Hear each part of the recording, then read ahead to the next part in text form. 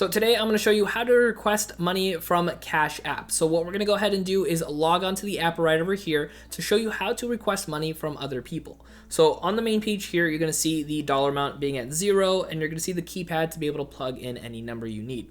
So obviously if you already talked to the person and they know how much you're going to be requesting, you can go ahead and do, let's say, $10, and then you can hit that request button on the bottom left side of the screen there. So we're going to go ahead and do that.